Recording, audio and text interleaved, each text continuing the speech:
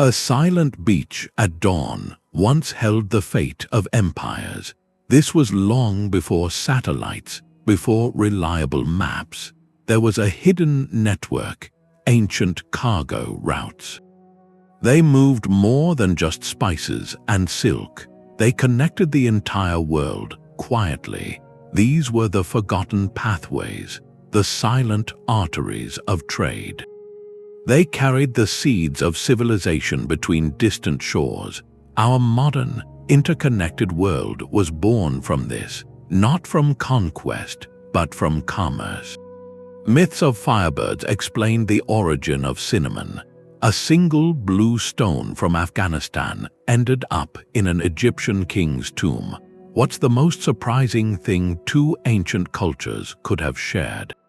That silent beach, it's where this all started. You have this stretch of sand at dawn, no one there, but it's not empty. There's a purpose. A Phoenician trader has laid out goods on the wet shore. Polished bronze mirrors, maybe, beads of vibrant glass, rolls of fine cloth. Then he and his crew pull back to their ship, anchored offshore, and they wait. From the trees, people are watching. They've seen the whole thing. When the coast is clear, they come out. A local tribe. They look over what's been left. And in return, they place a pile of their own things beside it. Raw ivory, sacks of fragrant incense, nuggets of gold. Then they withdraw too. The Phoenicians come back. If what's been left for them seems fair, they take it. They leave their goods and depart. If not, they might adjust their own pile and pull back again, waiting for a counter-offer. Not a single word is ever spoken between them. This practice, Herodotus wrote about it, others too. It's called silent trade, dumb barter, and it wasn't just some curiosity. It was a foundational system, the psychological bedrock for the first long-distance cargo routes. In a world of countless languages, deep suspicion, how do you connect? You start with a language everyone understands, the language of value, a gleaming piece of metal, a bolt of colorful fabric, a useful tool. These things communicated desire and worth across any divide. The system was built on a fragile, powerful idea, trust at a distance, no treaties, no complex negotiations, just a mutual understanding. Both sides wanted something the other had. A fair exchange was possible. This unspoken agreement minimized conflict. Without shared words, there could be no misunderstanding, no insult, no broken promise. The goods did all the talking, commerce stripped to its purest form, a transaction based entirely on perceived value, a shared, silent ritual. It let trade flourish without a common tongue.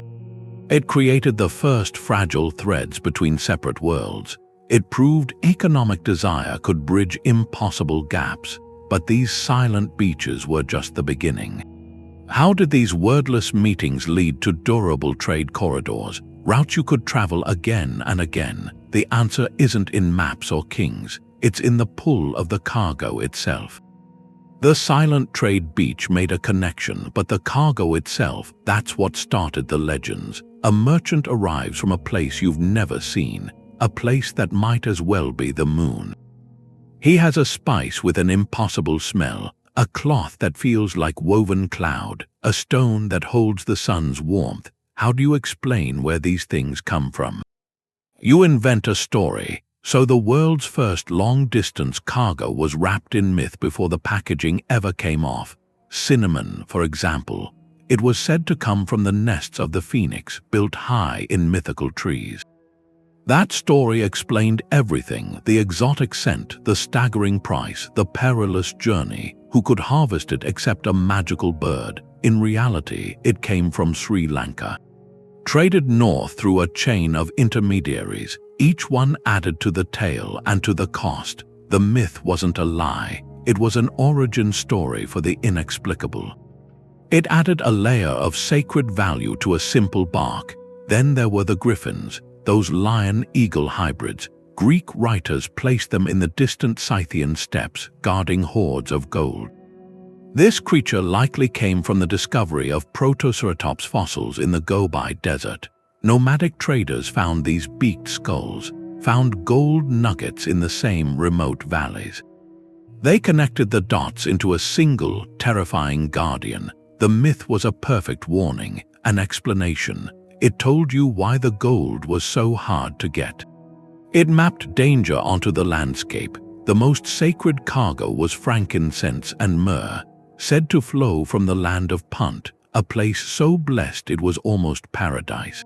Egyptian expeditions sought this mythical land for its incense trees. Trees we now know grew in the arid mountains of Oman and Yemen. The journey to get it was so long, so difficult, that the source had to be legendary. That justified the expense, turned aromatic resin into the very breath of the gods. Silk came from a people called the Seers, a name that just meant the silk people. To the Romans, they were shrouded in mystery, living at the edge of the known world.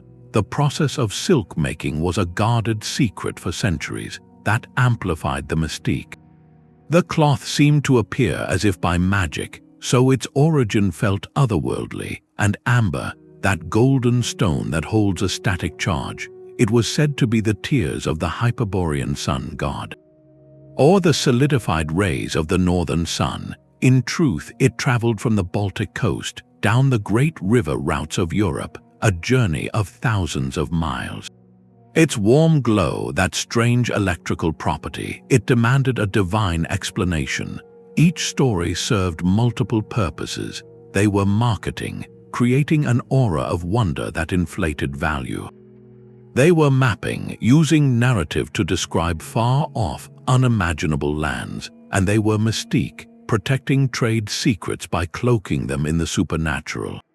The cargo routes didn't just move goods, they moved ideas, and the first idea they sold was the myth of the goods themselves. But these stories, the phoenixes, the griffins, they point to something deeper, more practical. For a trade route to survive, it needed more than myths. It needed a system, a repeatable process that could function across vast distances, across deep time. So what was the real engine, the thing that kept these ancient supply chains running for centuries?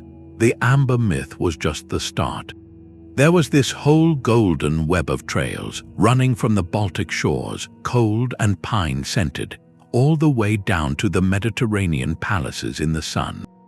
The Amber Road, a prehistoric highway that lasted for thousands of years. Its cargo was simple, just fossilized resin. You could warm it in your hand, it held a static charge. But to them, it was solidified sunlight, a piece of magic, and that route shows something we forget. Long before Rome, before empires drew their maps, Europe was already connected. A quiet, persistent conversation of commerce. You can see it in the objects, an amber bead in a royal tomb in Mycenaean Greece, another one in the burial wrappings of an Egyptian pharaoh. These tiny golden things, they tell a story of unbelievable distance. They started as raw nuggets gathered on Baltic beaches after a storm. Then a long chain of hand-to-hand exchange began. Local tribes carried the amber inland, following river valleys, mountain passes. They'd trade it to Central European communities for pottery, maybe, or durable metals. Those groups moved it south, traded it for salt or tools. At every stop, its value grew. It was shaped, polished, drilled, turning from raw material into a precious object. Archaeologists see key way stations, the Istrian Peninsula, for instance, a crucial funnel where overland trails met Mediterranean traders, a place of convergence. Where north met south, this wasn't one road. It was a sprawling network of branches, shifting over centuries with politics and conflict. No single king or army controlled it. It was decentralized, organic, powered by mutual need. The Nordic world had its golden resin. The Celtic lands had metals and salt. The classical civilizations had wine, olive oil, advanced goods. The Amber Road connected these worlds, and the exchange was about more than pretty stones. It moved technologies too, the knowledge of metalworking, styles of jewelry, ideas about status and decoration. It all traveled with the goods, a chieftain in Denmark buried with a Mediterranean bronze sword, a Greek noblewoman wearing a Baltic amber necklace. Their worlds were separate but intimately linked. By this silent, golden thread, it created a shared material culture across a continent. Connection came before centralization. Long before anyone wrote of a unified Europe, its people were already trading, influencing, learning. Through these patient, incremental exchanges, this northern web dealt in the tangible, the solid warmth of sunstone. But as the amber trails reached the Mediterranean, they met another network. Trading in something entirely different, not the solid but the ephemeral, not a captured gleam of light but a scent carried on the wind. A trade in something so precious, so evocative, it was considered the very breath of the divine. There was amber, of course, that solid warmth, but then there was the other cargo, something more fleeting, a scent carried on the wind. It started in the highlands. The dry, mountainous parts of southern Arabia, a place the Romans later called Arabia Felix, Happy Arabia. That's where the trees grew, Boswellia, Commiphora. Their value wasn't in the wood, it was in the sap. You'd score the bark carefully, and the trees would weep. This milky resin, it hardened in the sun, became these golden tears, frankincense, myrrh. Harvesting it was a ritual passed down. The cuts had to be precise, the timing was everything, and the locations of these groves. That secret was guarded like a royal treasury because the resin was worth its weight, literally, its weight in gold. From those highlands the journey began. Caravans would form, thousands of camels, each one loaded with heavy sacks of resin. They didn't follow a single road, they navigated a web of tracks. Across some of the most punishing desert, the Incense route, it was less a highway, more a survival trail, stretching over 1,200 miles from what's now Oman and Yemen. Up the western edge of Arabia to the trading hubs on the Mediterranean coast, Gaza, and then, famously, Petra, that rose-red city. These caravan cities were miracles. Right there in the barren landscape, Petra was carved into cliffs by the Nabateans. It wasn't just a stop, it was a fortress, a customs house, a marketplace. Taxes were levied there on that priceless cargo. Goods from Africa, India, the Mediterranean were exchanged. The wealth from that trade built Petra. The tombs, the temples, it turned a desert oasis into a legend. But why? Why was the demand so endless? Pliny the Elder wrote about it, the Roman naturalist. He was astonished by the cost, said the empire was draining its treasury, silver and gold, just to pay for these aromatics, for Rome and for others. Egypt, Babylon, these resins weren't just luxuries, they were necessities for speaking to the divine. Frankincense smoke, sweet, clean scent. It was believed to carry prayers straight to the heavens. Burned in vast quantities in temples, myrrh had a different smell, more bitter, medicinal. It was essential for anointing, for practices around loss. A key ingredient for honoring the departed, and beyond religion, they were vital in medicine for treating aches, ailments. They were the ultimate status symbol. Burning frankincense in your home, that announced your connection to power, to piety, to the wider world. The incense route showed something, a profound truth. The most barren landscapes, the most inhospitable places, they could become cradles of thriving economies if they held something the world desperately wanted.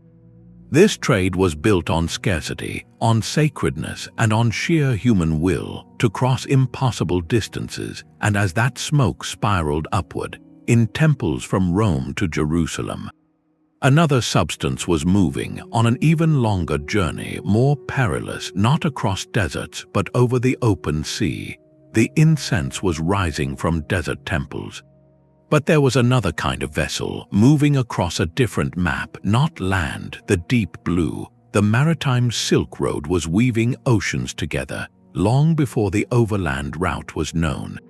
This started from the Han Dynasty 2,000 years ago, a network of sea lanes connecting China's coast, Southeast Asia, India, the Arabian Peninsula, all the way to East Africa. This was a highway of monsoon winds and wooden hulls, Chinese junks loaded with silk, porcelain, chests of tea. They caught the seasonal winds, sailed southwest for months. They weren't aiming for Rome, they were heading for a chain of ports, bustling places where goods changed hands and stories. Think of the Kingdom of Funan in what's now Cambodia and Vietnam, or the Tamil kingdoms of southern India, the Cholas. These weren't final destinations. They were the middlemen, the facilitators. A Chinese ship might sail only to the Strait of Malacca. Local merchants would take the cargo, transfer it to their own vessels. Better for the next leg, across the Bay of Bengal, then to another kingdom, another port. Goods moved in a relay race across the ocean. Each stop added value. Added taxes, new cultural layers. A bolt of Chinese silk traded for Indian spices. Those spices traded again for Arabian incense. The product kept moving. But its story grew more complex with every harbor. The proof is in the fragments. A single shard, Chinese Celadon porcelain, found in the ruins of a Swahili town. On the coast of Kenya or Tanzania, that little piece tells a story. A kiln fire in a Chinese workshop, the potter's hands packing a crate onto a swaying ship. A voyage of over 6,000 miles through monsoons, doldrums, pirate threats, traded and retraded from Guangzhou to Calicut, finally arriving on the African shore. Where it was used, cherished, eventually broken, that journey is hard to grasp, yet it happened, constantly. These objects were quiet ambassadors, and the ports were not silent beaches. They were the opposite, cacophonous, vibrant hubs. Early globalization. In a place like Srivijaya in Sumatra, or later Malacca, you'd hear a dozen languages. See Hindu temples, Buddhist stupas, later Muslim mosques sharing the same skyline. Smell the mingling of cuisines, merchants sharing meals. Religions traveled these routes. Just like spices, Buddhism spread from India to China, to Southeast Asia by these sea lanes. Islam later reached Indonesia the same way. This was a world where your neighbor in a port city might come from a place you only knew as legend. The Maritime Silk Road created a cosmopolitan reality, a proto-globalized world. Culture was a constant exchange. A fluid exchange, but this flow wasn't one way. We followed the silk and porcelain west. So what was traveling east, back toward China? What treasures? What technologies and ideas were carried on those returning junks, filling their holds for the journey home? That porcelain piece in Africa was a one-way trip. But the sea routes were different. They were a real back and forth, and one of the strongest voices in that conversation was just a berry, a Roman at a banquet reaching for a peppercorn. That sharp heat cutting through the food, that wasn't from nearby. It came from India's Malabar coast, a trip of 5,000 miles. To answer that demand, Rome established one of the most direct sea lanes we know of. We know about it from a text, the Periplus of the Erythraean Sea. It's like a merchant's guide, written by a Greek-Egyptian trader in the 1st century. It's practical. It names ports, sailing times, what things cost, what you could buy in each place. It's a map of what people wanted. The journey started from Egyptian ports on the Red Sea.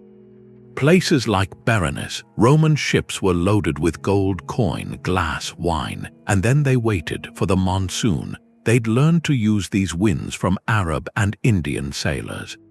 The summer monsoon blew from the southwest. It was like an engine. It could push a ship from Africa to India in 40 days. It was a gamble.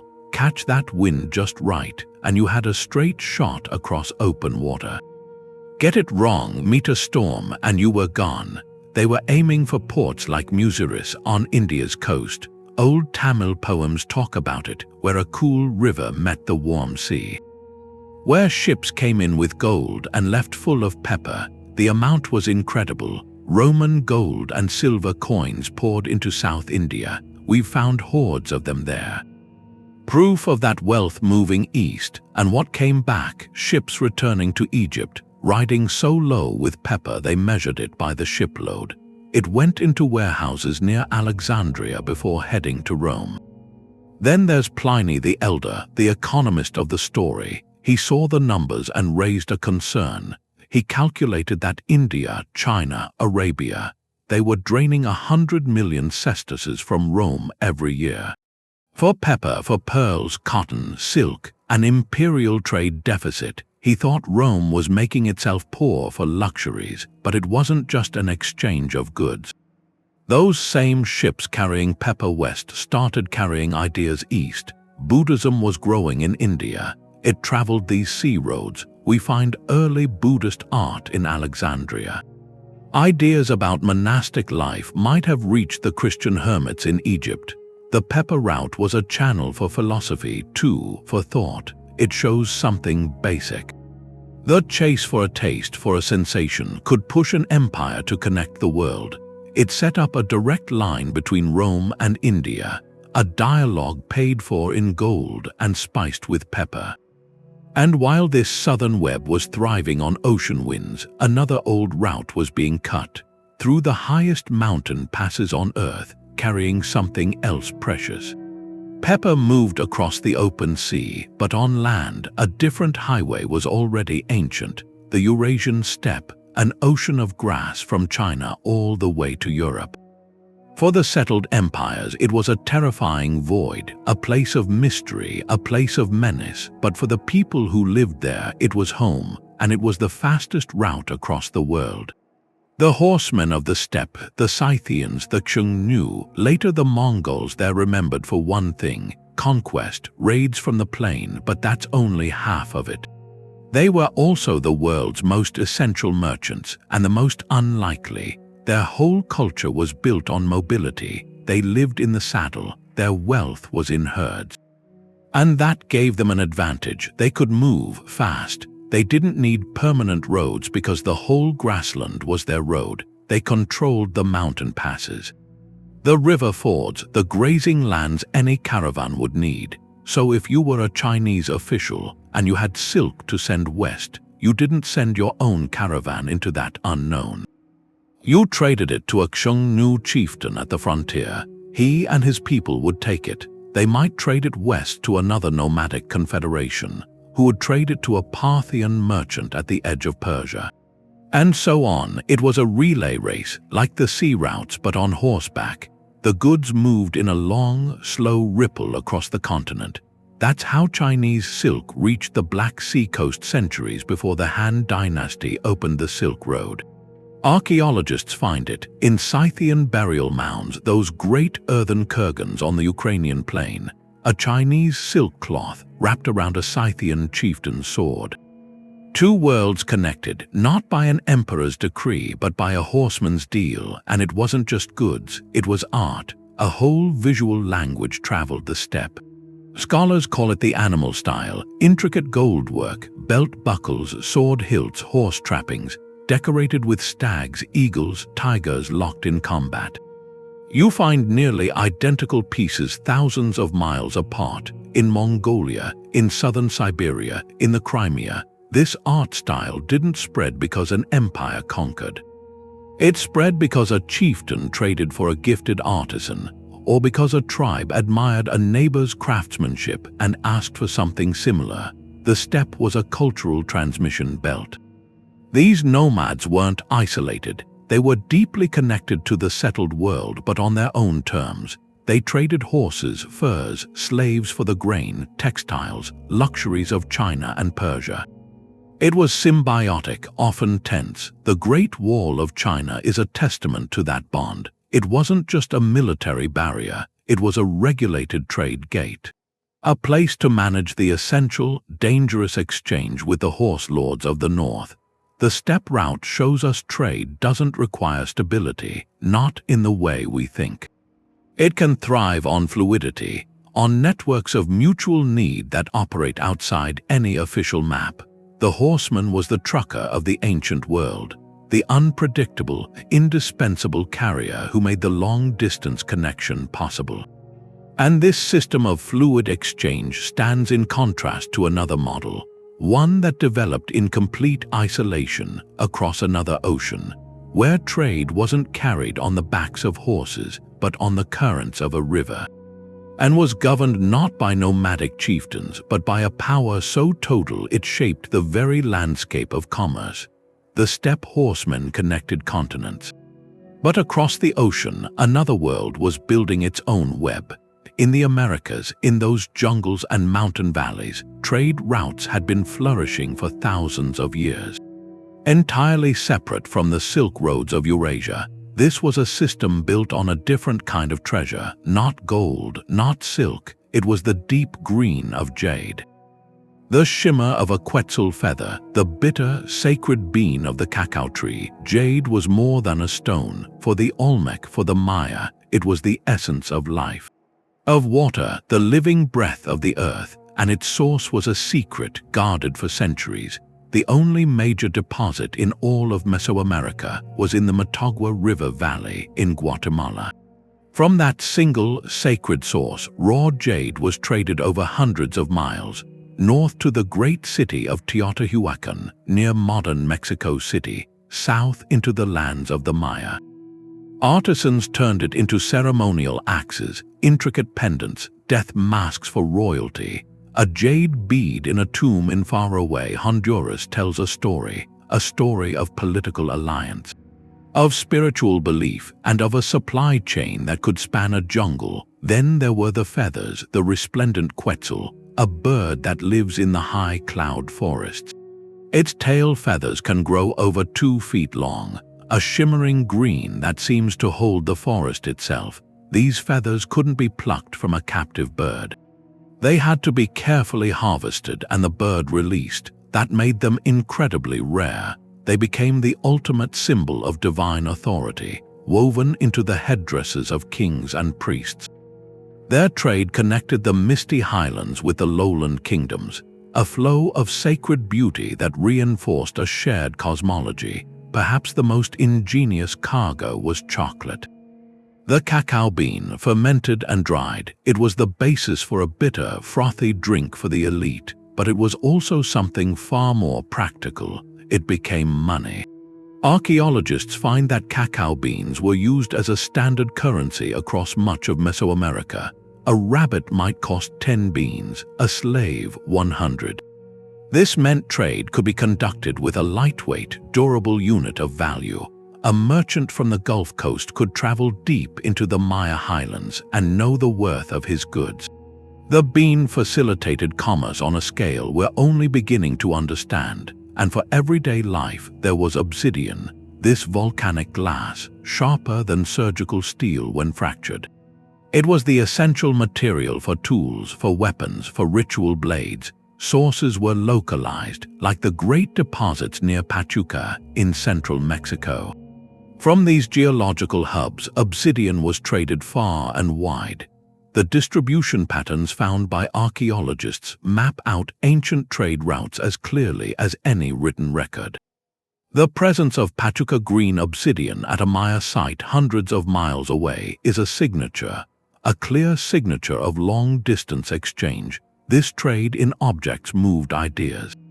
The Mesoamerican ball game, that ritual sport with profound cosmic significance, spread along these routes. So did architectural styles, gods, artistic motifs. The evidence is stunningly clear at Teotihuacan. In that vast cosmopolitan city, archaeologists have found distinct enclaves, neighborhoods where merchants from the Maya world lived and worked. Or merchants from the Zapotec culture of Oaxaca. They maintained their own customs, buried their dead in their own styles, but they were integral to the city's economic heart. This was a deeply interconnected world, a pre-Columbian globalization that rivaled anything in the Old World. It proves a point. The impulse to trade, to connect, to seek out the rare and the meaningful is a universal human constant. It emerged independently on opposite sides of the planet, driven by the same desires. These American networks operated for millennia, a quiet symphony of exchange in jade, feathers, and chocolate. Yet their story was destined to be interrupted, their rhythms overwhelmed by the arrival of a single, world-altering commodity from the East, a commodity that would rewrite every map and connect these separate worlds into one violent, complicated whole. That world of jade and chocolate was its own universe, but if you come back across the Atlantic, we have this term, the Silk Road. It makes you picture one road, a single, golden highway from China all the way to Rome. That's not how it was. The truth is more interesting and a lot less orderly. There was no road, not one road, no signs, no one in charge. It was more like a web, a shifting network of footpaths and mountain passes and desert trails. Used by caravans for centuries, the Silk Road was never a place, it was a process. It's just the name we give to all those land routes, the ones that connected Chang'an, the old Chinese capital, to Antioch, that Syrian port. It was a merchant's reality, not a myth. Forget empty, serene vistas. It was gritty, it was perilous, and it was expensive. A merchant leaving Chang'an with silk wasn't starting a grand tour. He was entering a gauntlet. First concern was bandits. In the mountain passes, in the dunes, then came the tolls. The route was a chain, independent oasis cities. Samarkand, Bukhara, Kashgar, each one a fortress in the desert, and each one demanded payment for safe passage, for water, for the right to trade in their market. The climate was an adversary, the searing heat of the Taklamakan Desert. Its name means you go in, you don't come out. The freezing, thin air passes of the Pamir Mountains. The roof of the world. This was a business of immense risk for the promise of immense reward. The medieval travelers who wrote about it knew this. Marco Polo wrote of the caravanserais along these routes. They weren't inns, they were fortified way stations, walled compounds with one gate, where you could stable hundreds of camels, store goods, where merchants from a dozen lands could find a night's safety. Ibn Battuta described them as bustling micro-cities. You'd hear Persian, Sogdian, Chinese, smell spices from India, see textiles from Byzantium. These were the nerve centers.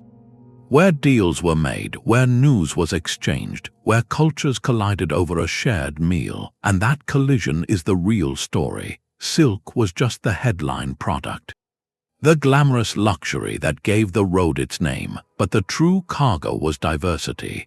It was the intangible, Buddhist monks carrying sutras from India, traveling those same trails to bring a new faith to China. Nestorian Christians moving east, establishing communities deep in Central Asia. Technologies flowed in the baggage. The secret of papermaking traveled west from China, through Samarkand, into the Islamic world, changing how knowledge was recorded. Mathematics, astronomy, medical knowledge all exchanged in the caravanserais and the market stalls. The Silk Road was the internet of the ancient world. A slow, physical network for transmitting the most valuable data, ideas. It didn't just connect markets, it connected minds. It created a cosmopolitan belt across Eurasia, where a Persian astronomer could study Indian star charts, or a Chinese general could adopt cavalry tactics from the steppes. This constant, quiet exchange of philosophy and art and belief. That was the lasting legacy. It set a pattern, a proof that the most difficult journeys were worth making, not just for wealth but for wisdom. And as this overland web reached its western end, another network was already in motion.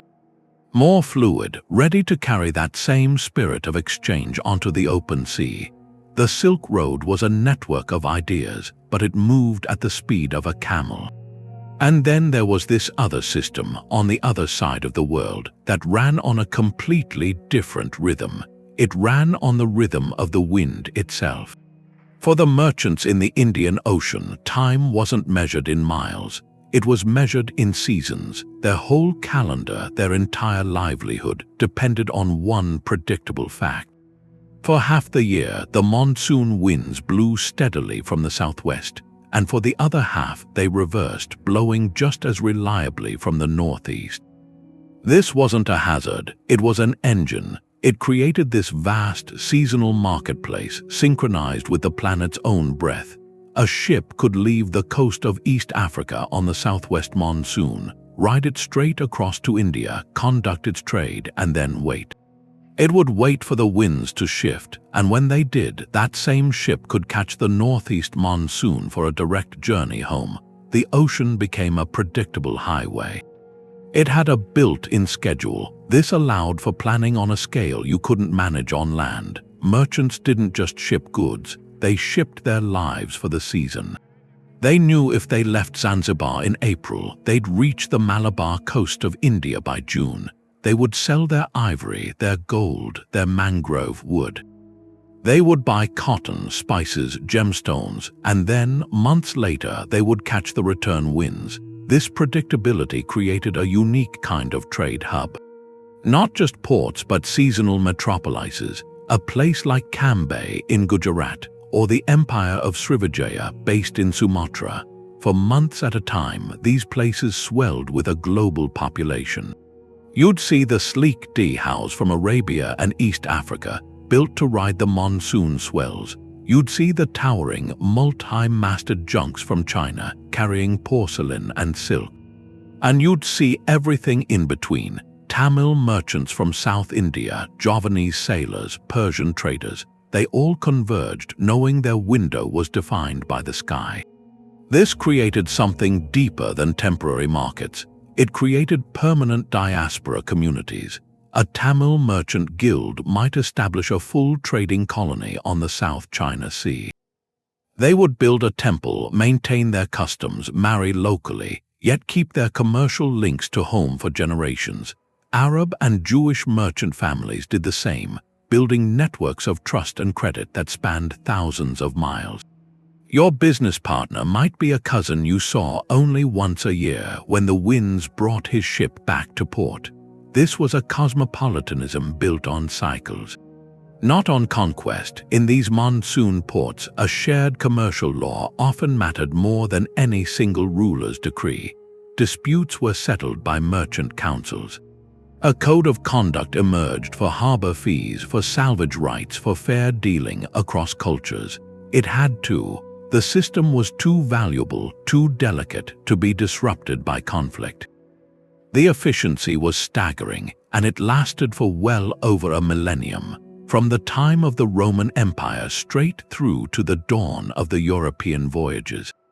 So when Vasco da Gama rounded the Cape of Good Hope and reached the Indian Ocean in the late 1400s, he wasn't discovering an empty sea. He was stumbling into the bustling traffic of this ancient monsoon marketplace. He hired a local Gujarati pilot to show him the way to India, using knowledge of winds and currents honed over 1,000 years. The Europeans didn't invent this ocean trade. They inserted themselves into its old, established rhythms, often with force. This wind-driven world shows commerce as a dance with nature, not a battle against it. It created a connected, multicultural sphere that functioned with a quiet, seasonal precision. But while the monsoon winds dictated the tempo in the Indian Ocean, another force was beginning to chart the world's connections. Not wind, but lines on a page. A new kind of map was being drawn, one that would try to fix these fluid routes into a rigid geometry of power. The monsoon winds set a schedule. But there was another ocean to cross, not water, but a sea of sand. The Sahara was the barrier, a vast, scorching emptiness, yet by the 8th century, it had become one of the most lucrative trade corridors on Earth. The Trans-Saharan route, a network of trails connecting two worlds that knew almost nothing of each other.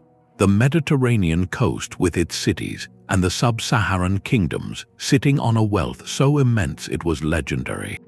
The engine was a simple exchange, salt for gold. In the north, in places like Taghaza, salt was mined from the desert itself. Workers cut great slabs from the earth. A place so desolate, buildings were made of salt blocks because there was no other material, and this salt was vital. In the tropical south, where heat and humidity leached minerals from the body, salt wasn't a seasoning. It was a biological necessity. It was worth its weight. Meanwhile, in the forested river valleys of West Africa, along the Senegal and the Niger, gold was panned from the earth. The kings of Ghana, later Mali and Songhai, controlled these sources with immense secrecy. They understood the power of scarcity. Gold dust was traded, but never in nugget form. That kept its origins mysterious, its value astronomical. Crossing that sea of sand was an act of endurance. It could take 2 months. Caravans of up to 10,000 camels were not uncommon. These were the ships of the desert. Their introduction from Arabia was the revolution that made the route possible. They could go days without water, carry heavy loads, their broad feet not sinking into the sand. Without the camel, the Sahara remains a wall. With it, it becomes a bridge. Guides navigated by the stars, by the subtle shape of dunes, by ancient knowledge passed down. The penalty for getting lost was a fate no one spoke of. Arab geographers who never made the journey collected accounts from those who did. Al-Bakri, writing from Islamic Spain in the 11th century, described the court of Ghana. The king adorned in gold, holding audience in a domed pavilion, surrounded by horses with golden trappings. He described a system of silent trade for gold. North African merchants would lay out their goods salt, cloth, copper, and then retreat. The local gold traders would approach, leave a pile of gold dust and withdraw. If the merchant was satisfied, he took the gold. If not, he waited until more was added. Not a word was exchanged. This ritual protected the secret of the gold source. It maintained the king's monopoly. The destination for this wealth was Timbuktu. By the 14th century, it wasn't just a trading post. It was a center of learning and faith. The gold from the south financed the construction of its great mosques, like the imposing Sankor, built of earth and timber. It attracted scholars, poets, theologians from across the Islamic world. Libraries filled with manuscripts on law, astronomy, medicine. This is the profound second cargo of these routes. They carried Islam deep into West Africa, not by conquest but by connection. Merchants were often the first missionaries. Their faith traveled with them, took root in the trading cities, and from there influenced kings and courts. Literacy in Arabic followed, creating a scholarly class that linked West Africa to a global intellectual community. The flow of gold north was staggering. It fed the economies of North African dynasties, filled the coffers of sultans in Cairo and Marrakech, and ultimately supplied the minted coins of Mediterranean Europe. It was a silent subsidy for empires that had no idea where the metal truly originated. This trade created a cosmopolitan world in the heart of the desert. In cities like Gao or Janneh, you would find Berber merchants from the north, Sonic traders from the south, scholars from across the Islamic world, all bound by the common language of commerce and faith. The Sahara routes show that the most forbidding landscapes can become the most vital connectors. They turned opposites into partners. The desert's lack created demand for the forest's abundance. And in doing so, they built cities of mud and wisdom in the sand. Trade routes don't just move commodities, they cultivate civilizations where none seem possible. And as gold flowed north to empower old empires, another metal was beginning its journey east, with consequences that would reshape the entire globe. The blue was unique, a deep blue from one valley in the world. It came from the Badakhshan Mountains in Afghanistan. Lapis Lazuli, for 6,000 years that was the only source. The stone had flecks of golden pyrite like stars in a night sky, and its journey from that remote valley to the funeral mask of a boy king in Egypt, it's a kind of map. It traces a supply chain of desire, a chain that worked with precision 3,000 years before the Common Era. It started in the mines of Sar-e-Sang. Miners used fire and stone tools to extract the blue rock, brutal work in a harsh place, but the product was worth it. From there, the raw lapis began a relay. The first major leg went southeast into the Indus Valley civilization. Cities like Harappa and Mohenjo-Daro, they weren't just consumers, they were processing centers. Artisans there would cut and grind the raw stone, polish it into beads, inlays, tiny seals that added immense value. A rough chunk of blue rock became a precise object of wealth. Then the route turned west. Processed lapis moved into Mesopotamia, the land between the rivers. For the Sumerians and later the Babylonians, lapis lazuli was the stone of the gods. It adorned statues of deities. It was inlaid into the eyes of iconic works. The standard of that mosaic, uses lapis for the robes of royalty. In their epic poetry, the goddess Inanna adorns herself with the stone before going to the underworld. It wasn't just decoration, it was a physical piece of the divine realm, the vault of heaven made solid. From Mesopotamia, the blue stone traveled further into the Levant, across the Sinai, and finally it reached the Nile. By the time it got to Egypt, its value was astronomical. It had crossed deserts, changed hands between cultures who shared no language, accumulated a mythology with every mile. For the Egyptians, its celestial blue symbolized the night sky, a symbol of rebirth. They called it kesbt. It was more precious than gold. They ground it into powder for pigment, used it in eye shadow in sacred art, and they carved it into scarabs, the sacred amulets placed over the heart of the mummified.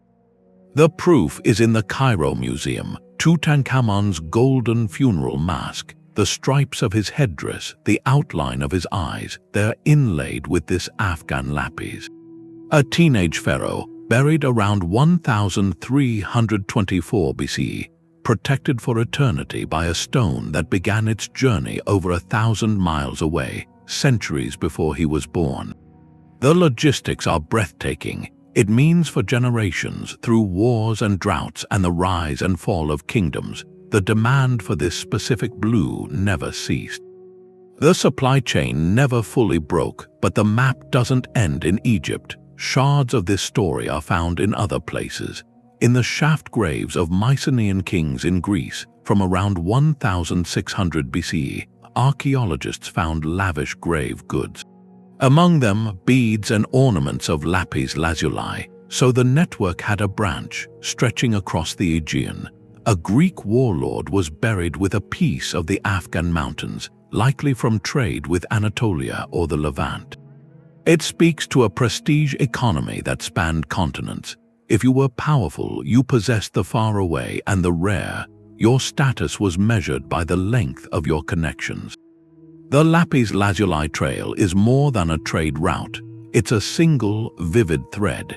It shows how a specialized good with deep symbolic resonance could create a self-sustaining system of contact. No empire controlled this entire chain. It was a consensus of desire. Miners in Afghanistan, artisans in the Indus, priests in Babylon, pharaohs in Egypt, they all shared a valuation of this blue stone.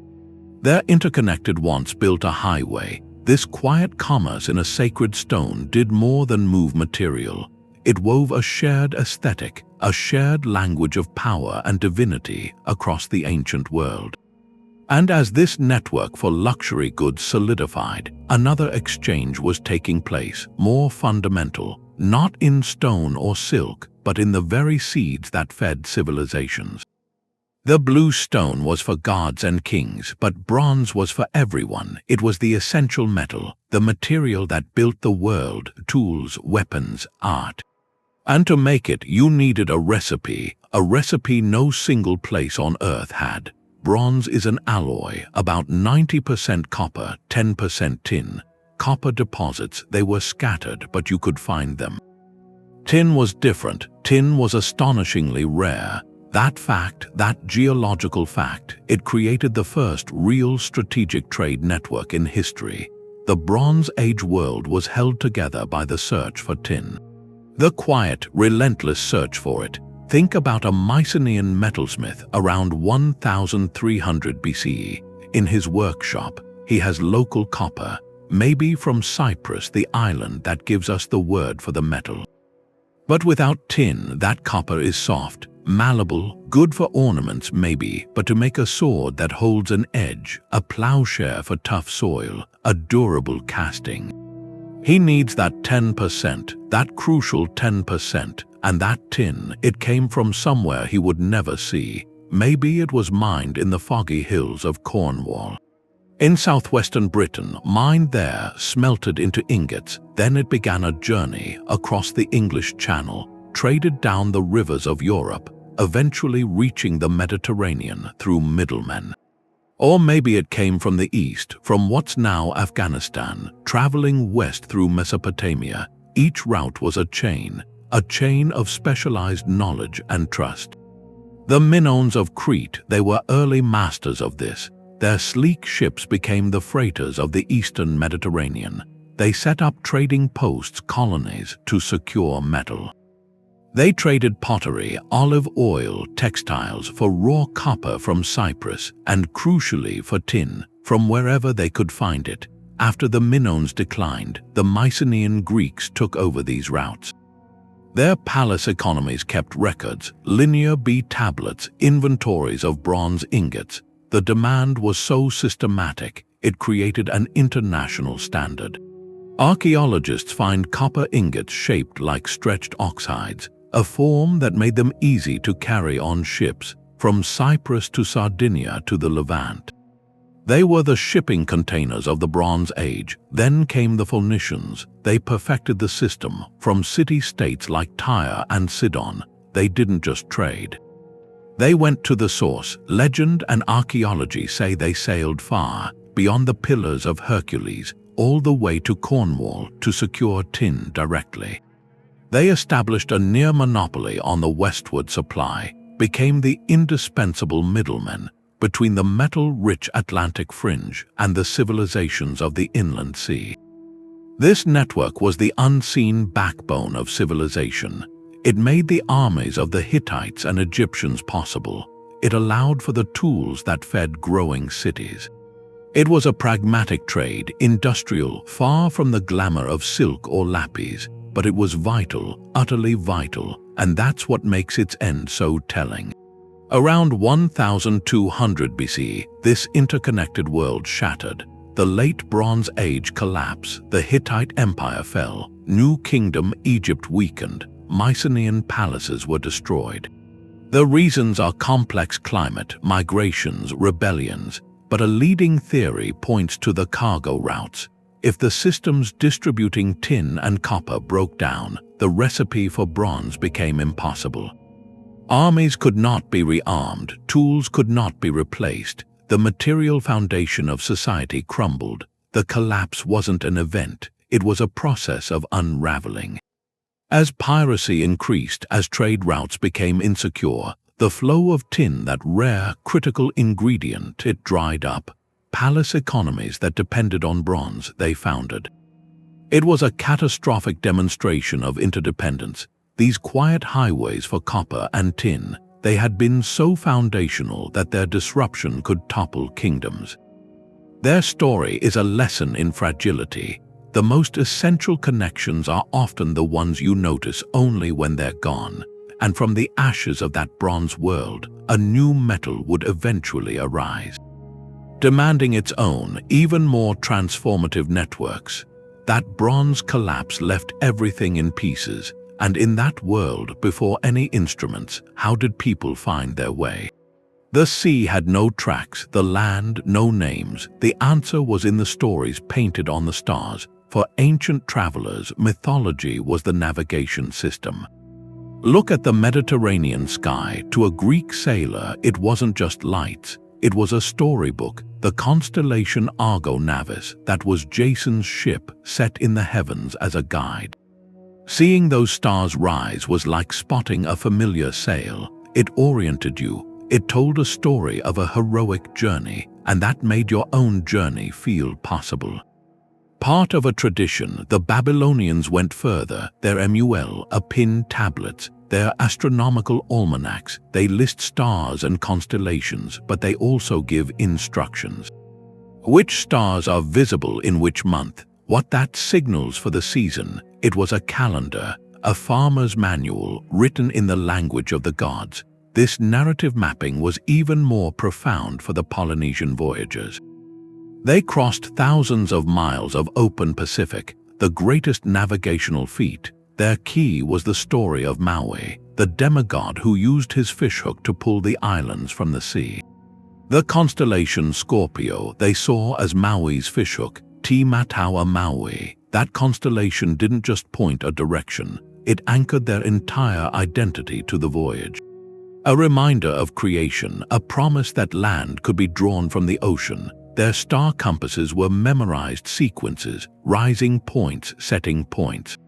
Each one tied to a story, a chant, a lineage. The ocean wasn't empty. It was a familiar highway, and its signposts were sung about around the fire. On land, the same principle.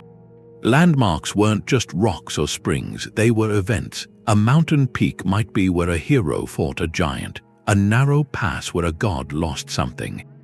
The Odyssey is filled with this. When Homer describes Scylla and Charybdis, he isn't just inventing monsters.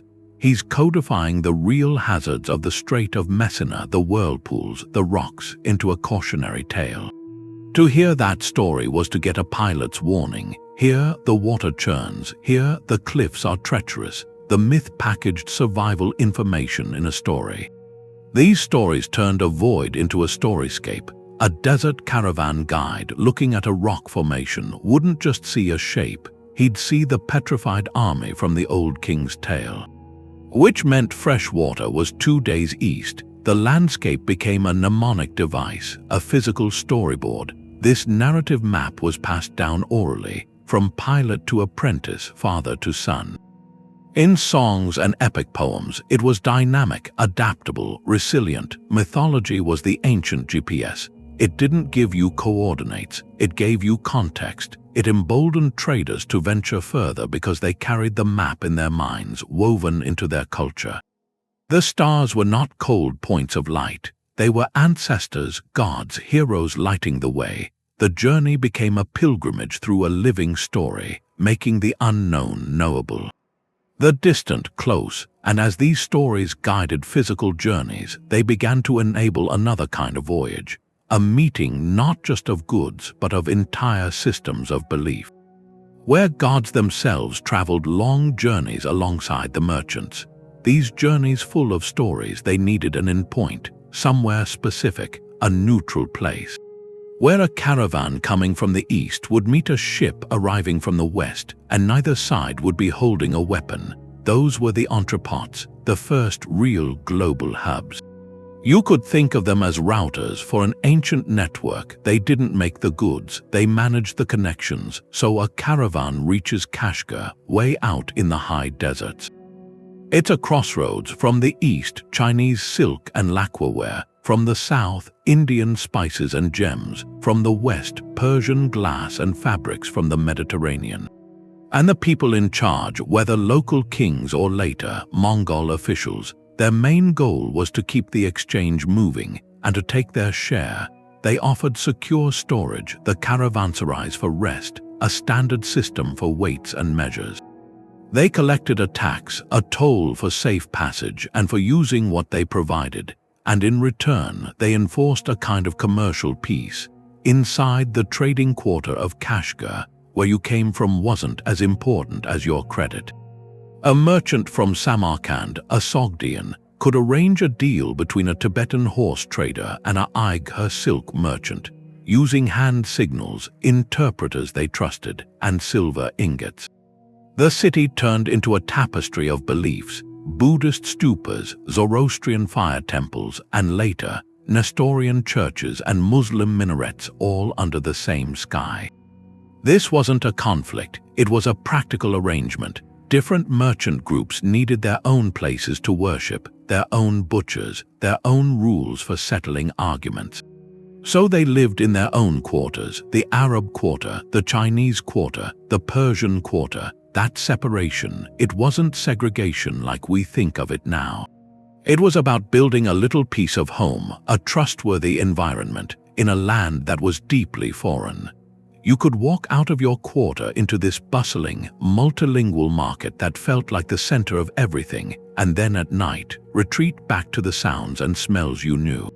That structure led to the world's first hybrid languages. You see it especially in the ports. Take Aden, this volcanic port sticking out into the Indian Ocean. Its perfect natural harbor made it a crucial stop for ships riding the monsoons between India and Egypt.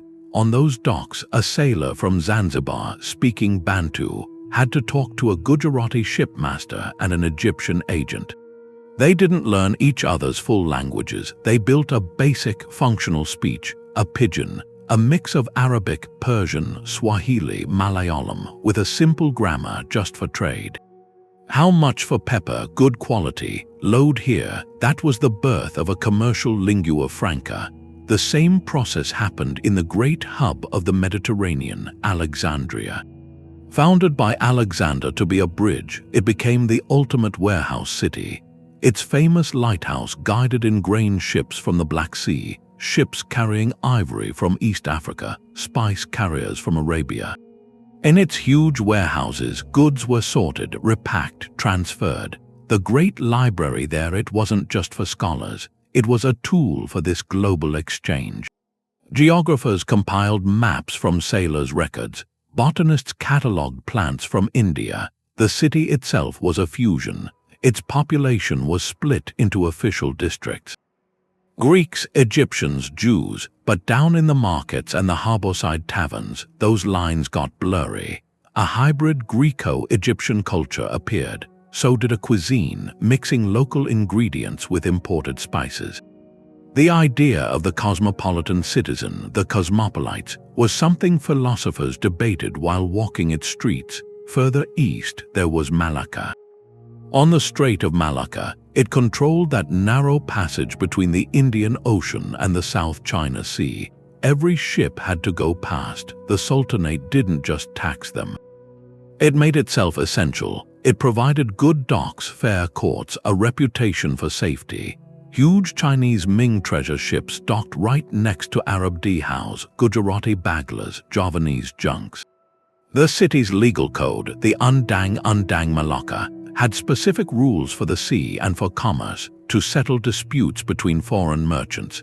Here, Islam, brought by traders, blended with local Malay traditions and the Hindu-Buddhist influences that were already there. A new blended culture was born, one that still defines that region. These entrepôts were laboratories, experiments in how to live together, driven not by idealism but by trade. The quiet connection of cargo routes exploded in these places into something loud and vibrant and permanent. They showed that when people gather to exchange goods, they end up exchanging ideas. Recipes, genes, gods, the legacy of Kashgar, Aden, Alexandria, Malacca. It's the modern cosmopolitan city. London, New York, Singapore, Dubai, they all work on that same old principle. They are neutral ground for exchange. Their strength isn't in purity, it's in mixture, in taking in the world and making something new from it. And as these hubs grew from connection, they created a new problem. How do you keep track of it all? The debts, the partnerships, the promises made across thousands of miles. The answer wasn't written on parchment, it was pressed into clay. The most profound cargo wasn't in the hold, it was in the mind. Spices and silk moved physically, but belief systems moved underneath like a current. The same paths that carried a merchant's goods carried a monk's sutras, a philosopher's scrolls, a mathematician's diagrams. This silent exchange of ideas reshaped civilizations. Take Buddhism. It started in northeastern India, 5th century BC. For centuries it was local. Its spread across Asia is the story of the trade routes. Monks traveled with merchant caravans. The caravans offered safety, food, and audience. A monk could offer spiritual guidance to a trader. In return, get patronage for the journey. Funds to build a monastery at the next oasis. The oasis cities of Central Asia Cotton, Dunhuang, they became Buddhist centers. Great cave temples were carved into cliffs along the road. Filled with murals, spiritual waystations, libraries of faith, by the 1st century CE, Buddhism reached the Chinese capital, seen as a foreign curiosity at first.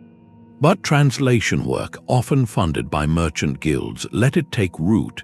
Ideas of karma and rebirth presented through Taoist terms began to make sense. Buddhism didn't conquer China, it traveled there, adapted, became part of the fabric, then Manichaeism, a faith born in 3rd century Persia. Its founder, Mani, designed it as a world religion.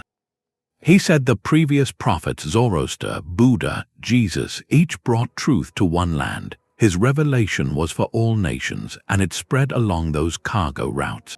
Manichaean missionaries, often skilled in medicine or astronomy, moved with trading communities from North Africa to Rome and eastward along the Silk Road. By the 8th century, it was the state religion of the Aigha Khaganate in Central Asia. It reached the Chinese court in the 7th. For a time, it was a major faith from the Atlantic to the Pacific. Its survival depended on the mobility of its adherents, often merchants, and the tolerance of trade hubs. A religion built for a connected world, even abstract thought traveled. After Alexander's conquests, Greek ideas filtered east. In Alexandria, Greek thought met Jewish, Egyptian, later Christian traditions. But further east, in what's now Afghanistan and Pakistan, the Greco-Bactrian kingdoms left a legacy. The art of Gandhara shows Buddha depicted with the realistic, draped robes of a Greek god, a fusion carried by artists and traders. Greek astronomical knowledge traveled to India, merged with local systems. The flow went both ways. Indian mathematics moved west, the concept of zero, the decimal place value system. Arab scholars in Baghdad's House of Wisdom translated these Indian texts. They called the numerals Hindsa from India. This knowledge, refined by scholars like Al-Khwarizmi, later entered medieval Europe through Islamic Spain. What we call Arabic numerals began as an idea from India, carried on the monsoon routes. The abacus in a Roman counting house was replaced by a system that could calculate the vast profits of transcontinental trade. This movement wasn't always peaceful. Ideas could be disruptive, but the trade routes provided a neutral medium. In a caravanserai, what mattered was your credit and your conduct, not necessarily your god. That created spaces for dialogue. A Nestorian Christian merchant from Syria, a Buddhist monk from Kashmir, a Zoroastrian trader from Persia might share a meal. Discuss the nature of the soul between negotiations for wool and jade. Commerce built the channels, but the water that flowed through them was human curiosity. The desire to understand the world, to find meaning, to solve problems. The cargo of ideas was lightweight, infinitely reproducible, more valuable than any spice. It proved the most enduring connections aren't made of silk or gold. They're made of shared questions, borrowed answers, and as these systems of belief and knowledge mixed in the trading hubs, they demanded a new kind of record. Not just memory, something durable, something that could settle a dispute between partners who might never meet again. We know from what's left behind. Not from monuments or records, from fragments, broken pieces, forgotten things. That's where the archaeologist works, like a detective for the ancient world. Their tool isn't a map, it's a microscope, and their clues are ordinary objects that suggest extraordinary journeys. Take a potsherd, just a broken piece of pottery. To most people, it's clay. To an archaeologist, it's data. The decoration style, the rim shape, the clay composition, these are signatures. Find a specific type of Roman storage jar in a trash pit in southern India, and the story is clear. That jar didn't walk. It came by ship, probably full of wine or oil, traded for pepper or pearls. Scientists can trace the mineral fingerprint of the clay, often to the exact region, even the specific workshop where it was made. That's provenance. It turns a broken piece into a passport, stamped with its origin. The same idea works with stone. Obsidian, that volcanic glass used for tools, has a chemical signature like a fingerprint. Using a technique called X-ray fluorescence, researchers can take a sliver of obsidian from an ancient Maya site and match it to the exact volcanic flow it came from, sometimes hundreds of miles away. That doesn't just prove trade, it maps it. It gives you the precise geological starting point, so you can draw a line, however faint, across the landscape. Sometimes the evidence is more direct and more surprising. Archaeologists were excavating a Roman public latrine, a sewer in Herculaneum. Among the usual remains, they found mineralized seeds. Black pepper seeds, Piper nigrum, a plant that only grows in the distant hills of India's Malabar coast. Here was proof, in the most mundane setting, of a global appetite. That pepper traveled over 5,000 miles by ship and caravan to eventually flavor a Roman meal. It's a humble, powerful testament to the reach of ancient supply chains. Then there are coin hoards, a clay pot buried in a field in Tamil Nadu, crammed with silver Roman coins.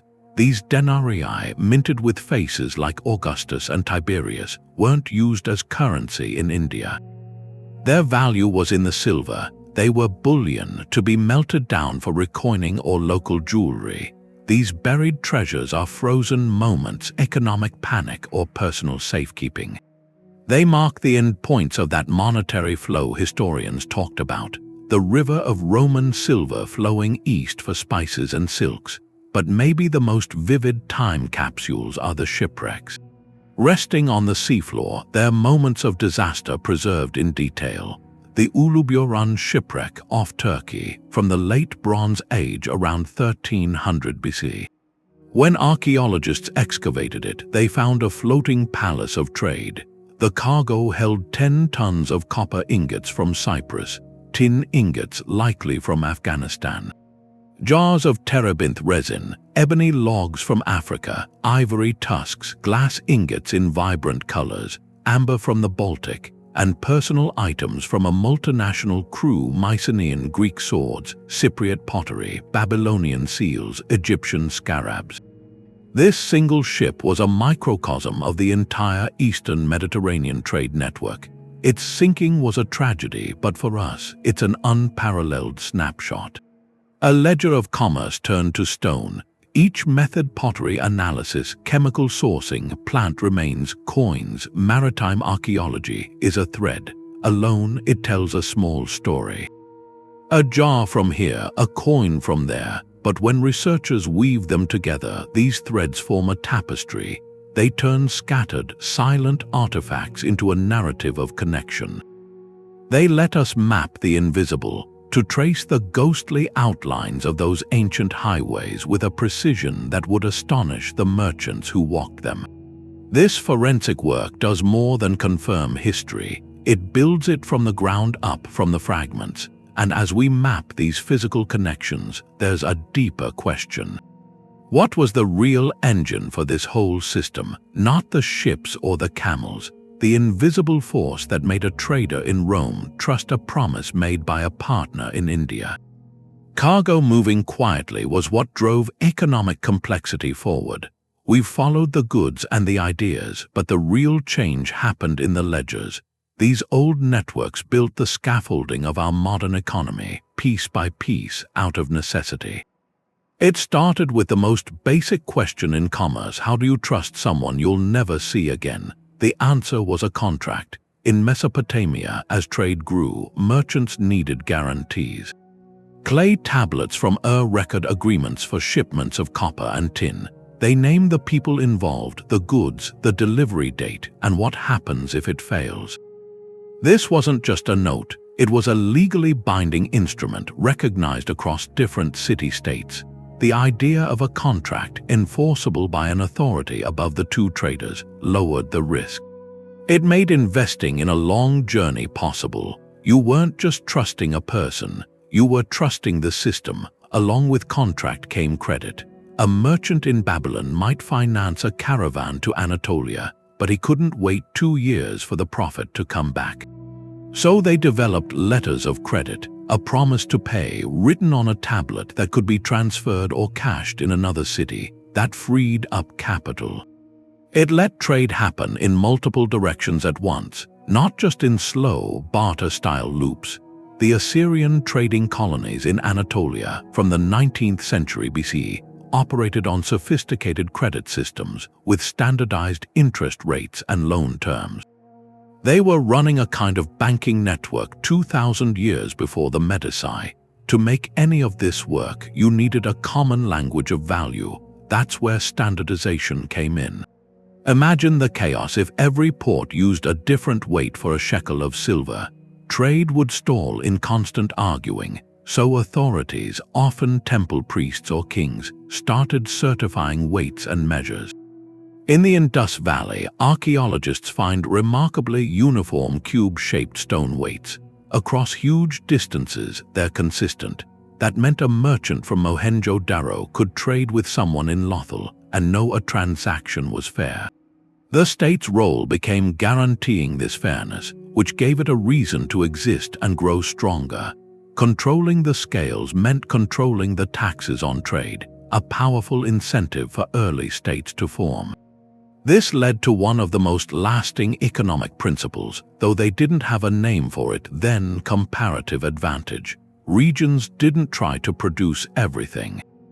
They focused on what their land and skills did best and traded for the rest. The olive groves of Greece produced oil for export. The Nile Valley grew surplus grain. The Lebanese highlands provided prized cedar timber. By specializing, each region became more efficient, more productive. The total wealth of the connected world increased. It was no longer a zero-sum game. Everyone could be richer through exchange. The effects spread through society. This specialization created craft guilds. Artisans in specific cities became famous for one thing: purple dye in Tyre, fine glass in Alexandria, steel swords in Damascus. Their skills became trade secrets, their products branded by their origin. That stimulated urbanization. People moved to these production and trading hubs, not just for safety, but for opportunity.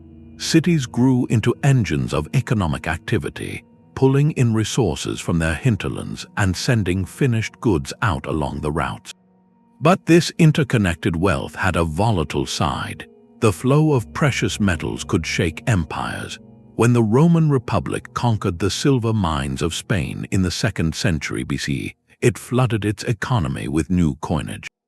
This silver was used to pay for luxuries from the East: silks, spices, gems. The historian Pliny the Elder complained that India, China, and Arabia were draining Rome of 50 million sesterces every year. This huge outflow of silver to pay for imports, combined with the new money at home, led to serious inflation. The value of the currency fell, prices for everyday goods rose, and economic stability wavered. It was an ancient lesson in globalized finance. The wealth from a new mine in one continent could destabilize markets in another, all because of those quiet cargo routes. In the end, controlling trade became the foundation of royal power. Taxes on goods moving through a kingdom's territory were a steady, reliable income, far more predictable than plunder from war. The pharaohs taxed the incense caravans. The kings of Ghana taxed the salt and gold crossing the Sahara. The sultans of Malacca taxed every ship passing through the strait. This revenue built armies, commissioned monuments, and funded bureaucracies. The state, in many ways, was a product of trade. It organized to protect it, tax it, and benefit from it. So while we remember the romance of the Silk Road or the danger of the monsoon passage, the true legacy is in the ordinary things, the standard weight. The signed contract, the letter of credit, the specialized workshop, the tax collector's ledger. These were the quiet, revolutionary inventions born from the need to move a bolt of cloth or a sack of pepper from one end of the world to the other.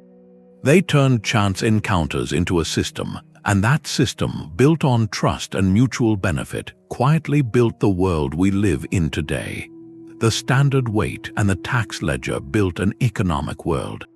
But the most lasting cargo was alive. Ancient ships and caravans were biological arks. They carried seeds, roots, animals, and they quietly rewrote the planet's ecology. This was a Columbian exchange, but millennia before Columbus, a slow-motion transformation of continents through trade. Every sack of grain held that potential.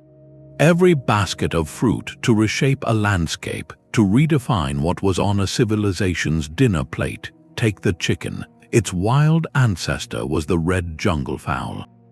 It lived in the forests of Southeast Asia, and through networks of exchange, likely moving along the Maritime Silk Road and overland routes, these birds were carried west.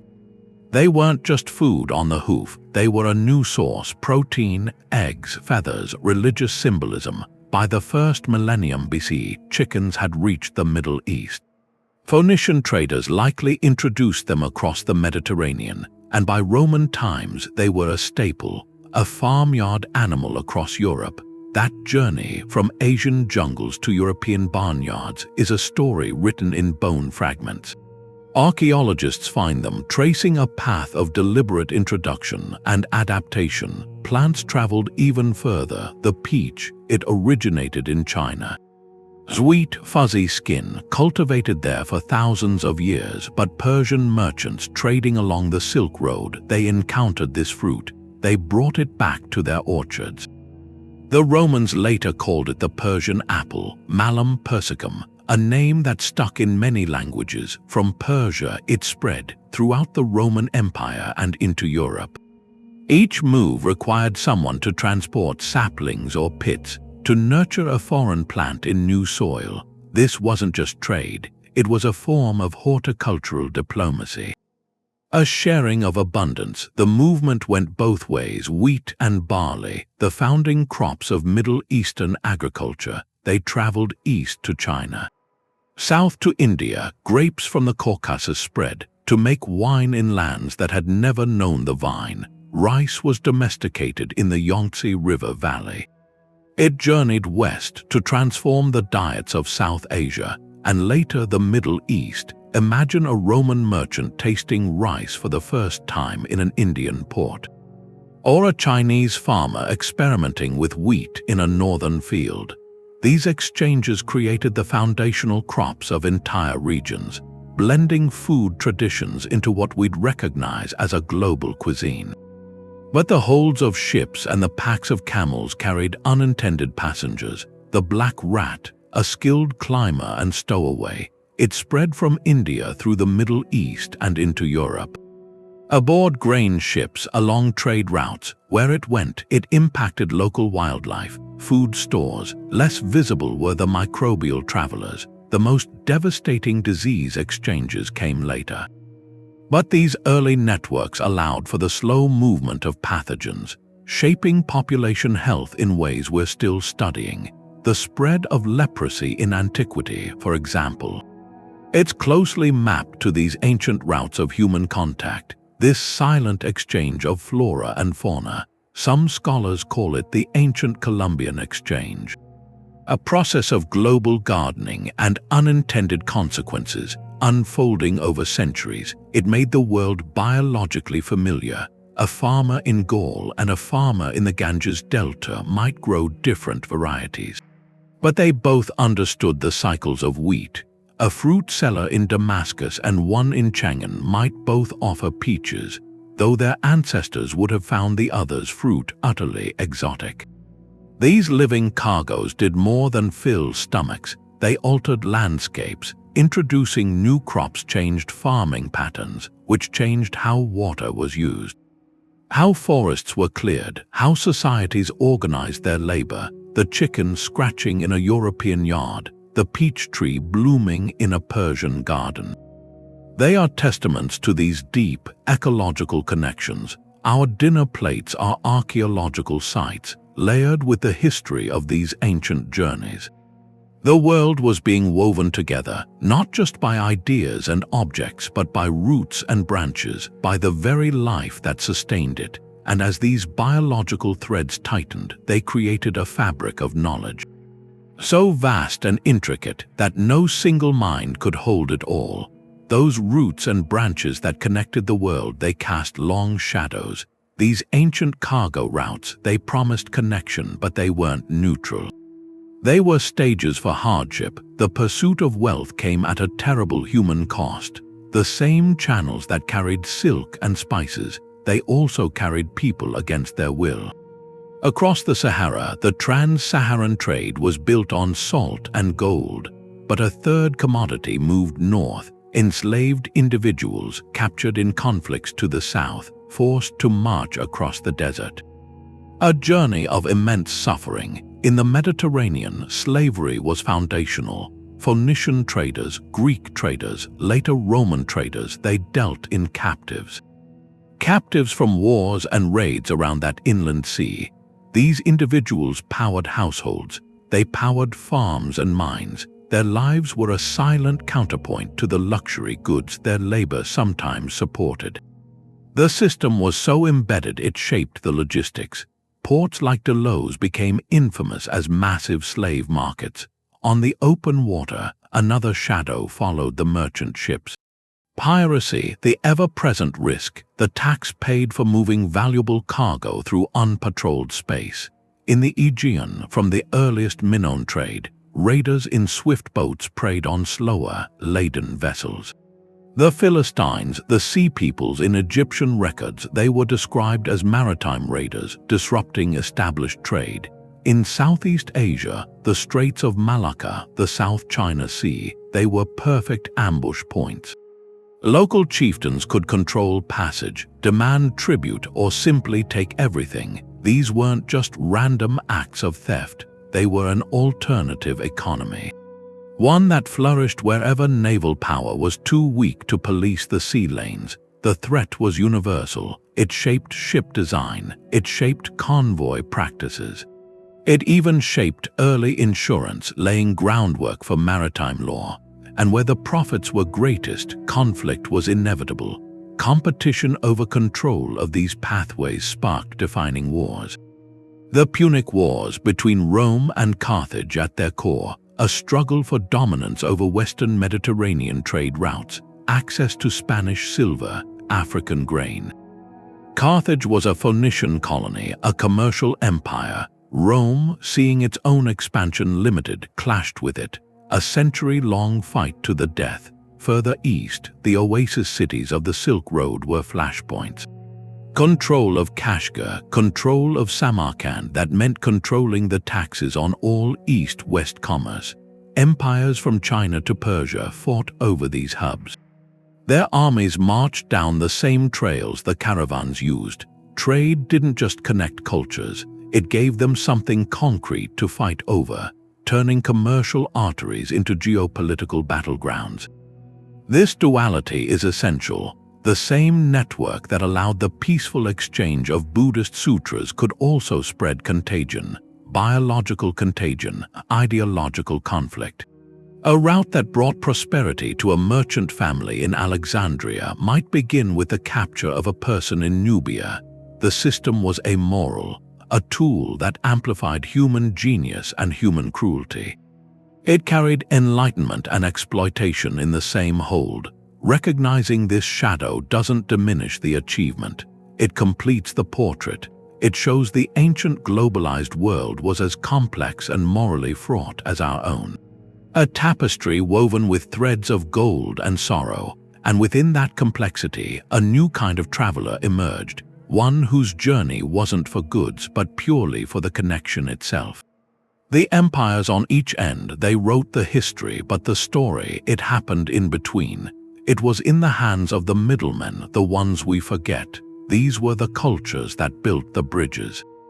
Real bridges and the other kind, they almost never made the silk. They didn't grow the spices that fill the books. They made something else. They made the journey possible. That was their product. Their genius was in logistics, in diplomacy, in geography. They took impossible barriers and turned them into highways, and they made them profitable. Take the Nabateans. To a Roman burning frankincense, the Nabateans were just a name, a source, but they were engineers of scarcity. Their capital was Petra, this city carved from rose-red rock. But it was really a fortress built on a secret. The secret was water. In the middle of a desert, they mastered hydrology. They built channels, dams, cisterns. To catch every drop of winter rain, controlling water meant they could support huge caravans. It meant they could tax every sack of incense that came through. They didn't just guard a trade route. They created the only service station for 1,000 miles. In all that desolation, their wealth didn't come from what grew in their land. It came from what they let pass through it. They sold safe passage, and that made them kings, kings of nothing but the sand. Then, on the other side of the world, you had a people who turned the sea into their domain. The Phoenicians, from cities like Tyre and Sidon, they looked at the Mediterranean. They didn't see a barrier, they saw a network. They were the great seafarers. Their ships were marvels built from Lebanese cedar, but the real innovation was their strategy. They set up a chain of colonies, not conquests, trading posts. From Carthage in Africa to Cadiz in Spain, these were resupply points, markets, harbors of familiarity in a foreign sea. This network let them monopolize trade in certain goods. They brought tin from the Atlantic coasts to the empires in the east. They traded purple dye, a color so rare it became the color of royalty. The Phoenicians didn't rule big inland territories. Their empire was a constellation of ports, connected by the rhythm of oar and sail. They were the first to think globally in terms of supply chains, moving goods from source to market with an efficiency that wouldn't be matched for 1,000 years.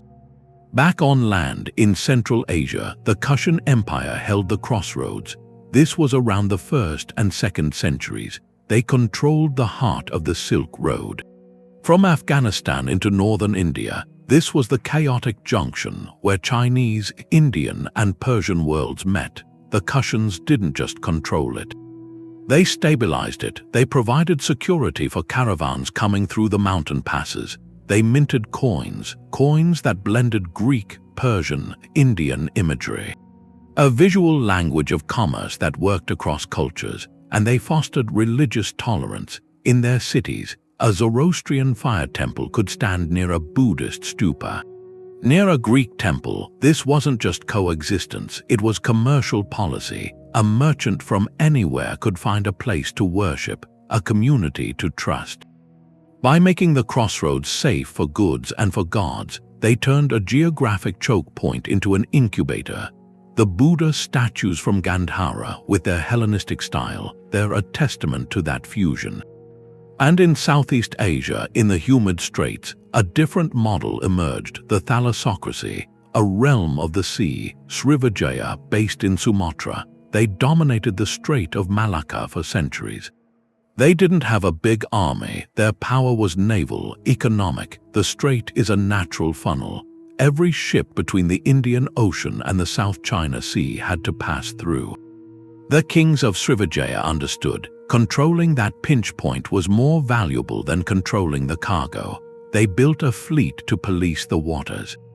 To suppress piracy, they offered safe harbors, standardized weights, courts for disputes, and in return they taxed every ship. They made themselves indispensable.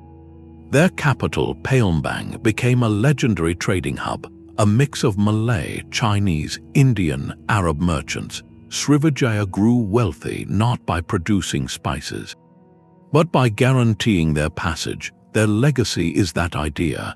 That commerce, if you protect it and manage it, can be the foundation for an empire without borders.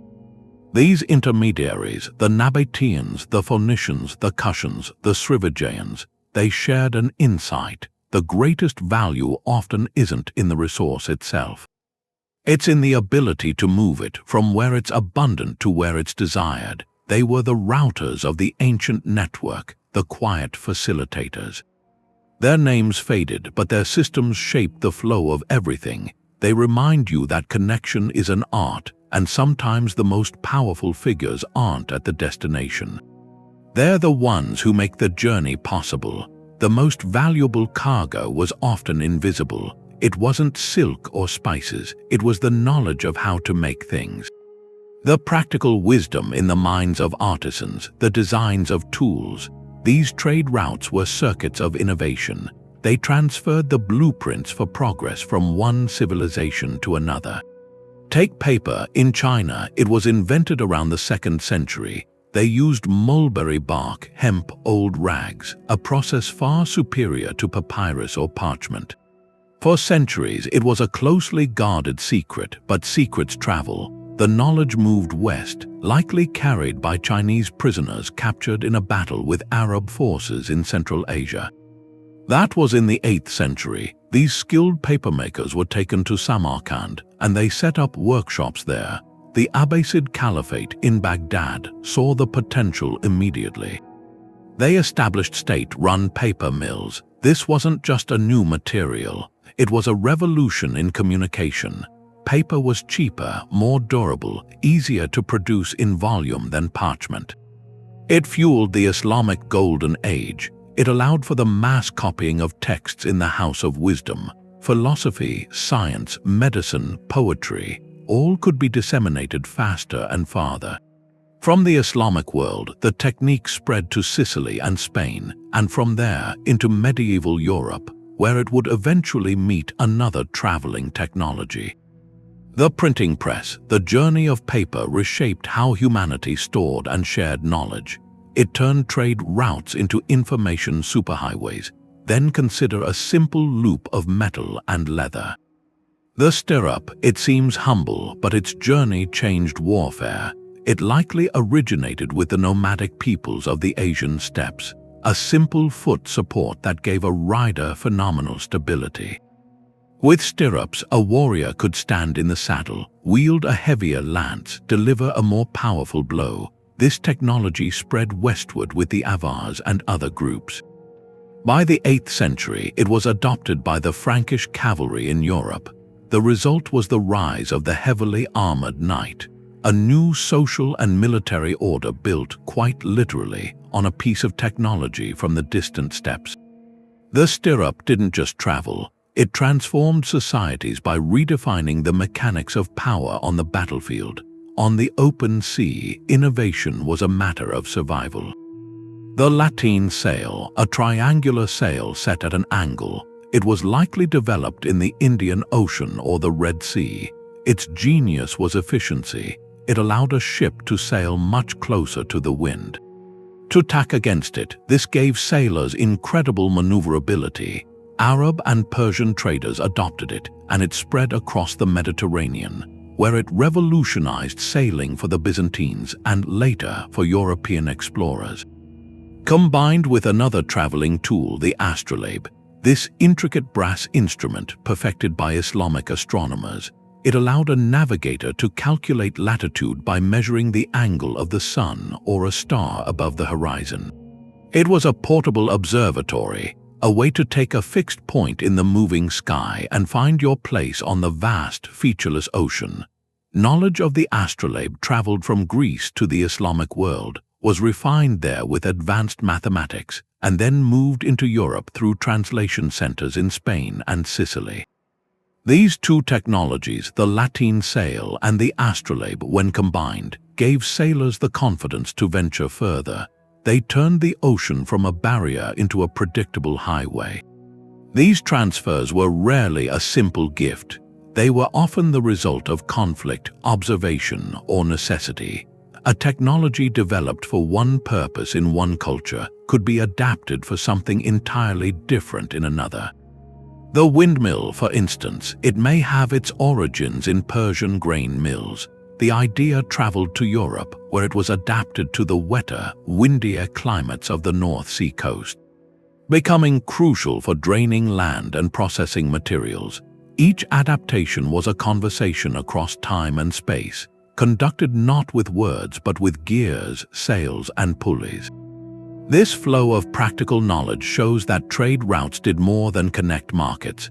They connected pools of ingenuity.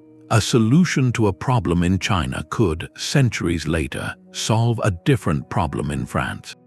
The routes accelerated the pace of global innovation by ensuring that a good idea once had was never truly lost in isolation. it could travel, be improved upon, and spark new ideas elsewhere.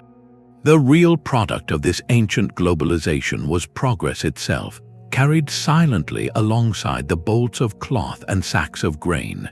Progress moved along these routes. And vulnerability moved with it. The connections that built these networks, they also made them fragile. A shock in one place could ripple across continents. And sometimes those shocks were terminal. The decline wasn't one event, it was a slow unraveling, a series of transformations. Old pathways were bypassed. They were broken, or they were just forgotten. One of the deepest fractures was political. The Western Roman Empire fell in the 5th century. That didn't just topple a government. It shattered an economic universe. The Mediterranean had been a Roman lake, a unified zone of commerce, common currency, laws that protected trade, naval patrols against piracy. When that central authority collapsed, the sea fractured. It became a patchwork of warring kingdoms, unstable frontiers. The great grain ships from Egypt, the ones that fed Rome, they stopped running.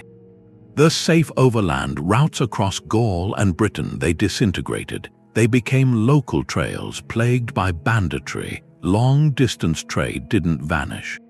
It contracted. It became riskier, more expensive, far more localized, losing that unifying framework. It was like pulling a main circuit breaker. The lights didn't all go out at once. But the bright, interconnected system of the classical world, it dimmed for centuries. Then came a force that respected no borders, no caravans, no kings. The Black Death in the 14th century. This was a demographic catastrophe, an economic catastrophe, on a scale the ancient networks were never designed to withstand.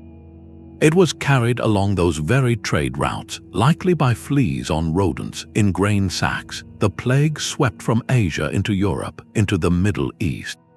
It devastated populations. In some regions, 1 out of every 2 people was lost. That had a cascading effect. Fewer people meant less demand for luxury goods. It meant a critical shortage of labor, sailors, camel drivers, dock workers, artisans. Entire trading families were wiped out. They took their specialized knowledge with them. Their credit networks, ports emptied, caravan cities emptied, the volume of trade plummeted. The intricate, trust-based system, the one that required a steady flow of people and goods, it just seized up. The pandemic exposed the vulnerability, the deep vulnerability of a connected world to a biological threat. Yet even as some networks frayed, others were being streamlined.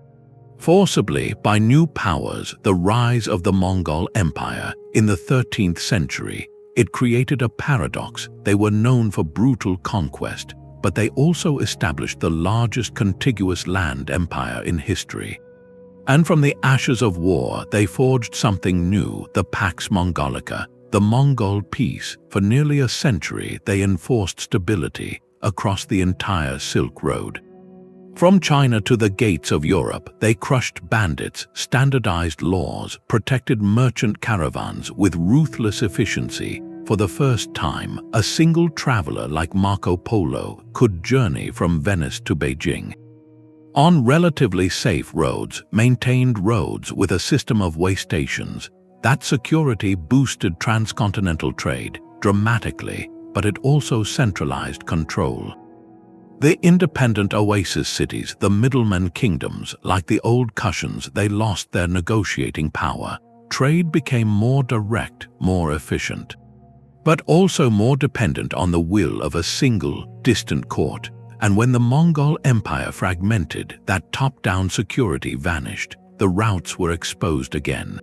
The final shift came from the sea. European explorers, they wanted to bypass the middlemen, the expensive Muslim and Italian middlemen who controlled the spice trade. They sought new routes to the sources. Vasco da Gama rounded the Cape of Good Hope in 1498. He reached India. He didn't just discover a new path. He broke the old model. Why pay tolls to a dozen desert chieftains? Why rely on seasonal monsoons when a well-armed ship could sail directly from Lisbon to Calicut and back?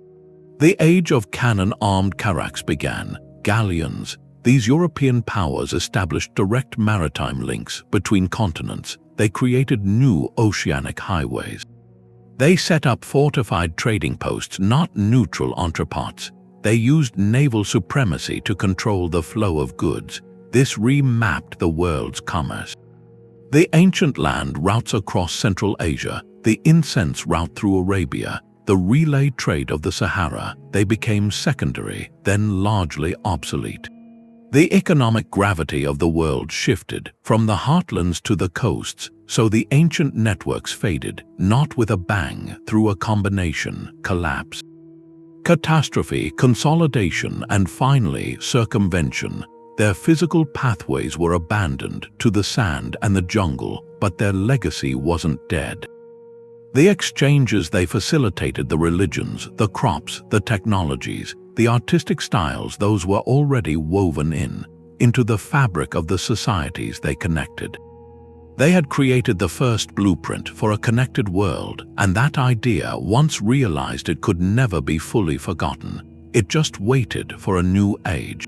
With new maps to build on its ancient foundations, the pathways are paved with light now, not stone, but the patterns are still there. They're eerily familiar. Our world runs on a new kind of ancient cargo route, a silent, global exchange. It doesn't happen in caravanserais, it happens in colossal warehouses. In humming data centers, the internet is our Silk Road, but instead of camels carrying silk, it's fiber optic cables carrying data packets. Each click is a tiny caravan. Each online order, a caravan of information moving across a digital landscape with its own oases and its own bandits. The principles are identical. You have the hubs, the massive server farms in Nevada, in Singapore. Those are the modern Kashgar, the modern Aden, neutral ground where information is stored. Sorted, routed. Then you have the intermediaries, the platforms, the marketplaces, the payment processors. They're the digital equivalents of the Nabatean water engineers. The Phoenician colony builders, they don't create the content, they don't create the product, they create the conditions for its exchange. They build trust through reviews. Through ratings, the way a merchant seal once guaranteed quality, and they collect their toll, their percentage, just as a sultan taxed a spice ship in the Strait of Malacca. And the cargo itself has split, just as it always has. There's the tangible flow, the global supply chain for physical goods. That's the direct descendant of the Amber Road. The Incense route, a smartphone ordered online. It contains minerals from Congo, chips from Taiwan. It's assembled in Vietnam, designed in California. Its journey to your door is a logistical ballet across continents and oceans, a process more complex but fundamentally the same as getting Baltic amber to a Mycenaean tomb. Then there's the intangible flow, the exchange of ideas, software, entertainment, currency. This is the cargo of the mind, traveling at the speed of light. A meme born in Seoul trends in Sao Paulo. Open source code from Finland powers an app in Kenya. Streaming services deliver films across borders as effortlessly as Buddhist sutras once moved from India to China. This is the new spice trade, not for flavor but for attention, for connection. Even the old vulnerabilities have their parallels. Digital piracy mirrors the maritime raiders of old. Stealing cargo in transit, cyber attacks on critical infrastructure, that's the modern equivalent of sacking a caravan city, disrupting the flow for everyone. And the spread of misinformation online, it behaves like a social contagion, traveling the same high-speed pathways as useful knowledge, much like rumors and myths once spread from port to port. Alongside valuable trade goods, the platform that connects us can also be used to manipulate us, a duality as old as commerce itself, seeing our present through this ancient lens. It changes everything. It tells us globalization isn't a 20th century invention. It's a human tendency, a story that began on a silent beach with a pile of goods. And a gesture of trust, our challenges, managing interdependence, ensuring fair exchange, navigating cultural friction, they're not new, they're the eternal challenges of any connected system. Just operating at a new scale, at a new speed, the ancient networks show us that connection brings opportunity and profound risk. They teach that the middlemen, the facilitators, often hold the real power, and they remind us that the most resilient systems aren't the most controlled, they're the most adaptable. The caravan stopped, but the desire to connect did not. Our digital world isn't a break from history, it's the latest iteration, the fastest iteration of a very old, very human journey. We are still building bridges between distant shores. We are still trading stories alongside our goods. We are still writing the next chapter. In that endless, quiet story of connection, that blueprint for connection, it's our inheritance. When you trace those silent highways, you find a world already humming with conversation, long before we called it global. Distant shores weren't isolated. They were in a quiet, constant dialogue, speaking the universal language of value. From the golden threads of the amber road to the wind-driven rhythm of the monsoon ports, these networks traded far more than objects. They were the original social media, exchanging the very codes of civilization itself. Cultures blended at desert crossroads, technologies leapfrogged across continents in a merchant's baggage. Belief systems traveled with the spice, taking root in foreign soil and changing that landscape forever. This was the foundational web, the first internet, woven not from fiber optics, but from human curiosity and need. And that legacy isn't locked in museums, it lives in us. It's in the words we speak, borrowed and blended along ancient caravan trails. It's in the faiths we follow, which journeyed vast distances on the backs of camels and the decks of ships. It's on our dinner plates, the peaches from China, the wheat from the Middle East, the chickens from Southeast Asia. It's written in our very genes, a testament to the deep, biological mixing those trade routes made possible over millennia. We are the living archives of those exchanges, so when we look at our own hyper-connected world, with its instant communication and planetary supply chains, we're not seeing something entirely new. We're witnessing the latest, fastest chapter of a very old story. The patterns are familiar, the digital hubs are our caravanserais, the data packets are our silk bales. The same human impulses to seek, to share, to profit, to connect drive the system now as they did then. And understanding this deep history, it doesn't just tell us where we came from. It helps us see the enduring architecture of human interaction. It reminds us that our fates have always been intertwined, carried on those quiet cargo routes between